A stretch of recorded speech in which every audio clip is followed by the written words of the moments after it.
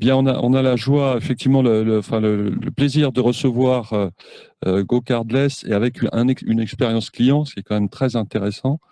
On va avoir en face de nous une start-up. Donc, on a deux personnes qui sont sur ce plateau. Donc, Brice Huette, qui est cofondateur et COO de Ocario. Et puis, on a Boris Piquet, expert en paiement, GoCardless, qui va pouvoir nous éclairer sur ce qu'est l'automatisation de prélèvement. Et c'est bien parce qu'on a beaucoup parlé de digitalisation, mais on n'a pas parlé d'automatisation et de tout ce que ça peut entraîner en termes d'économie également. Et donc, je pense que c'est une très bonne chose. Alors, on va commencer par la première question. Quelle stratégie de paiement pour réussir sa croissance et rebondir face à cette crise? Donc bonjour, pour me présenter rapidement, Ocarito, c'est une solution de gestion des déplacements professionnels à destination des PME. Donc on permet à n'importe quelle entreprise de faire l'ensemble de ses réservations, avions, trains, hôtels et voitures de location sur une même plateforme et ensuite centraliser sa comptabilité et donner un accompagnement à l'ensemble de ses voyageurs. Du coup, pour reprendre la question qui était de quelle importance de l'automatisation des paiements. Nous, c'est très important, comme on doit payer nos fournisseurs derrière, de recevoir les paiements en temps et en heure auprès de la part de nos clients. Et donc, c'est là où GoCardless a été vraiment utile pour nous. Et en plus, il y a un enjeu de Ocarito, c'est une entreprise qui grandit fortement. Et donc, du coup, de pouvoir automatiser un certain nombre de processus qui nous permet du coup d'avoir un plus grand nombre de clients et du coup d'adapter nos process en fonction. Très bien. Un commentaire aussi?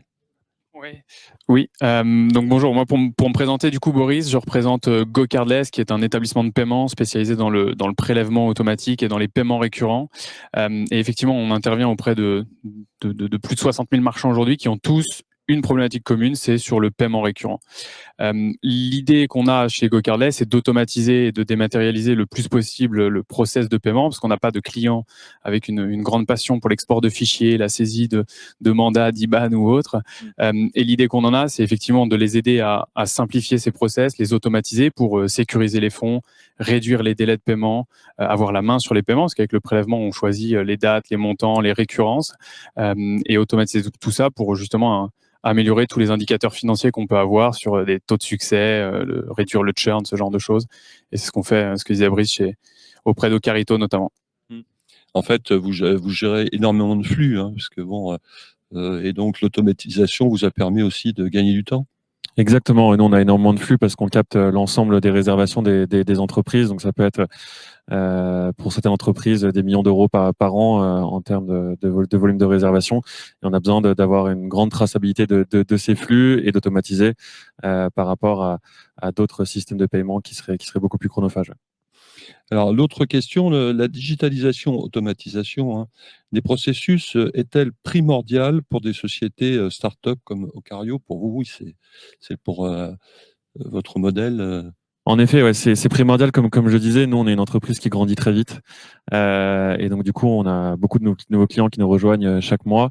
Et c'est important de pouvoir automatiser tout ce qui est automatisable afin de se concentrer là où on a vraiment une valeur ajoutée qui est créer un produit technologique pour nos clients, distribuer ce produit. Et donc, du coup, dans toutes les fonctions support qui vont être la facturation, le paiement, c'est important d'automatiser tout ça, en effet. Oui. Non, j'allais dire, et pour rebondir, c'est effectivement ça, c'est ce que disait Brice. Leur métier, c'est pas de gérer du paiement. Donc, ça nous met la pression chez GoCardless parce qu'on essaye d'automatiser, de proposer une expérience client pour que ce soit le plus simple, qu'ils aient un taux de conversion le plus élevé possible. Et derrière, on essaye d'automatiser, d'apporter des fonctionnalités supplémentaires. On en parlera peut-être un petit peu après, mais pour toujours apporter de la valeur à des entreprises comme Ocarito et leur permettre de passer le moins de temps possible sur les paiements, d'être payés en temps, en heure, de la bonne manière. Donc, indirectement, ce que disait Brice, ça nous met la pression aussi parce qu'on doit toujours être plus performant, plus innovant pour les accompagner, quoi. Oui, alors c'est très intéressant, vous avez parlé d'expérience client et je trouve que ça c'est bien parce que c'est comme ça on peut regarder, reproduire, comparer, aller plus vite hein, finalement. Alors l'autre question, quel est l'impact du choix d'un moyen de paiement sur le délai de paiement? Il y a d'autres indicateurs financiers, il y a... Oui, je peux prendre ce point. Alors, c'est une discussion qu'on a souvent avec nos prospects qui comparent des moyens de paiement comme le chèque ou le virement qui sont gratuits. Et c'est vrai que envoyer un virement, faire un chèque, c'est gratuit. Un prélèvement a un coût. on le facture chez GoCardless. C'est comme ça qu'on gagne notre vie. Mais ce qu'il faut comparer, c'est les coûts directs et indirects. Typiquement, si demain on peut imaginer si chez Ocarito, ils se faisaient payer que par chèque ou par virement, ils auraient une armée de personnes à la finance qui seraient là pour suivre les virements, les chèques, faire du rapprochement, relancer les clients qui payent en retard. Et c'est là qu'une stratégie de paiement est hyper importante. Aujourd'hui, avec du prélèvement, finalement, c'est Ocarito qui a la main sur les dates, les montants, les récurrences, les motifs.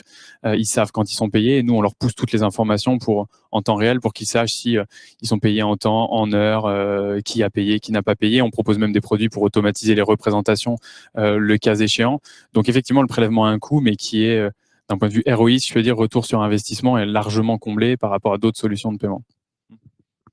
Un petit mot de complément? Oui, je partage tout à fait ce point de vue. Quand on a lancé Ocarito, se posait la question de quel moyen de paiement on allait accepter. Et en fait, quand on regarde le virement, on peut se dire oui, c'est gratuit, mais au final, c'est un vrai coût parce qu'il faut pouvoir suivre, faire des relances de paiement, etc. auprès de fournisseurs. Il y a aussi un vrai risque pour l'entreprise d'avoir des décalages de trésorerie. Et ensuite, la carte bancaire, c'est un coût qui est beaucoup plus important que le prélèvement. Donc, le choix a été vite fait sur GoCardless. Grâce à la facilité de mise en place et justement ce coût qui était moindre, cette automatisation qui était possible. D'accord. L'autre question qu'on pouvait se poser, c'est quel est l'avenir du paiement pour les entreprises? C'est vrai qu'on a l'open banking, on a beaucoup d'évolutions. Je dirais en plus qu'il y a vraisemblablement, par exemple, les LCR directs qui risquent de disparaître. Hein. C'est pas un moyen de paiement européen, donc il y a vraiment il y a un gros travail, une grosse recherche, une offre à améliorer encore. Et un dernier point, parce que c'est très important, comment vous avez réussi à vendre le prélèvement à vos clients? Parce qu'il faut le vendre. Vous voyez ce que je veux dire, il est obligé de payer là. Pour répondre tout de suite à cette question, en fait, le prélèvement, c'est ultra pratique pour nos clients. Quand une entreprise va gérer ses déplacements, il y a un souci c'est l'employé qui va faire l'acte d'achat et c'est pas le dirigeant ou le directeur financier. Et donc, du coup, le prélèvement, nous, ça nous permet d'avoir n'importe quel collaborateur qui se connecte sur la plateforme. Et bien sûr, il y a des politiques de voyage et des règles budgétaires pour contrôler les dépenses, mais ensuite, il va pouvoir payer en un clic et nous, on va pouvoir déclencher le paiement directement. Là où une carte, ça va devoir se balader dans les bureaux. Les virements, il faut que ça soit le directeur financier qui gère ça, etc. Et du coup, pour prendre la première partie de la question sur l'innovation, alors nous chez GoCardless, on s'efforce d'amener de l'innovation dans le prélèvement. La première étape, c'est qu'on a créé un réseau international de prélèvement. Donc aujourd'hui, on peut prélever sur 72% de la couverture mondiale de la même manière. Ouais, c'est important de le dire. Ouais, exactement. On permet à des entreprises finalement de se lancer au Royaume-Uni sans avoir d'entité légale sur place, sans avoir de compte bancaire en livre, etc. On a aussi des fonctionnalités comme un produit chez nous qui s'appelle Success Plus qui permet d'automatiser la représentation des prélèvements. Donc on a un algorithme qui analyse toutes les données de paiement et qui va représenter les prélèvements échoués aux meilleures dates possibles, qui permet d'avoir un taux de succès de 76% après 3 représentations quand la moyenne marché est une quarantaine de pourcents, je dirais. Et maintenant, pour reprendre le point sur Open Banking, effectivement, on voit une opportunité énorme pour nous de lier de l'Open Banking avec du paiement instantané, par exemple, qui est un produit qu'on a lancé la semaine dernière au Royaume-Uni, avec du prélèvement. Vous utilisez l'instant payment au Royaume-Uni? Oui, exactement. On a lancé ce produit la semaine dernière. Il y en a d'autres qui vont arriver sur lesquels on communiquera un petit peu après. Mais l'idée, c'est effectivement d'avoir pour des marchands un premier paiement instantané par virement bancaire avec une expérience client digitale et de lier ça à un prélèvement automatique. Et on peut très bien imaginer demain pour des cas d'usage dans lesquels on a besoin d'un premier paiement garanti tout de suite pour activer un service et ensuite basculer sur l'avantage du prélèvement, la puissance que ça pourra avoir pour des entreprises demain, quoi. Très bien. Écoutez, on a fait un beau panorama et je trouve que il y a une chose que je retiens parce que moi je crois beaucoup aussi à l'instant payment, que vous ayez fait une première expérience en Angleterre. On a hâte que ça arrive en France parce que là on va résoudre très vite les délais de paiement parce qu'on a un virement en même pas 10 secondes. Donc là, je pense qu'on va aller encore plus vite. Ouais, effectivement, on a hâte aussi, nous, l'équipe basée en France ici, que ça arrive. Ça arrivera dans les prochains mois en France, sur le reste de l'Europe et dans nos autres pays comme les États-Unis, Australie notamment. Merci bien à tous les deux et je vais Merci. repasser la parole à Rachid.